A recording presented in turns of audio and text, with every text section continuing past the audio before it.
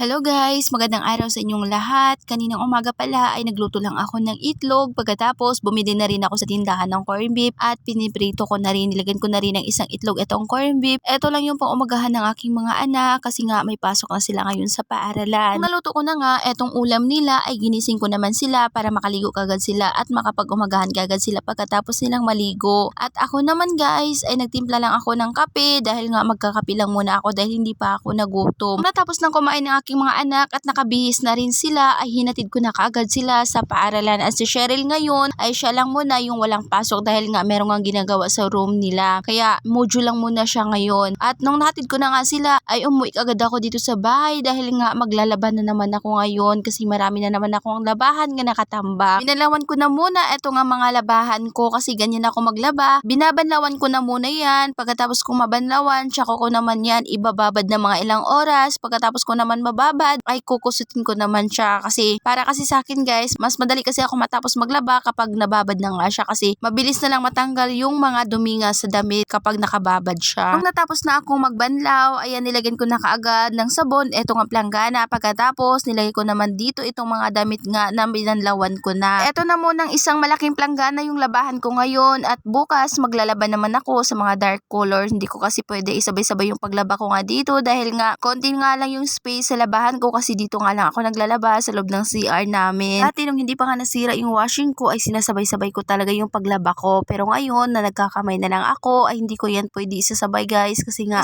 kapag labahan ko yung lahat ng labahan namin ay wala na akong ibang magawa nga na trabaho nga dito sa bahay kasi at alam nyo naman kapag nagkakamay nga maglaba ay talagang nakapokus talaga sa labahan. Hindi kagaya nga na kapag nagwashing ka pwedeng ka nga makakilos ng ibang gawain kasi papaikutin mo lang naman yung mga damit sa washing tapos makagawa ka na ng ibang gawain. Iba kasi guys kapag nagkakamay maglaba. Bala ko nga sanang ipaayos nga itong washing namin kaso nga lang wag na muna sa ngayon dahil nga wala pang budget at mas importante kasi sa akin guys etong ang dryer dahil nga kapag umuulan ay dito nga lang ako nagsasampay sa loob ng bahay. Sa mga oras na yan guys ay dali-dali na ako sa paglilinis ko dahil nga mag alas 11 na ng tanghalian at susundin ko pa yung mga anak ko at tamang-tama naman pagdating ko nga dito sa school ay maglalabasan na nga etong mga estudyante at eto nga yung anak ko nakita na nga niya ako na naghihintay nga dito sa tabi at lumapit siya sa akin dahil nga magpapabili naman siya ng ice candy. Kaya pagbigay ko ng pera sa kanya ayan tumakbo agad sa kantin dahil nga bibili nga daw siya ng ice candy at yan lang muna for today's video. Maraming salamat sa inyong panonood.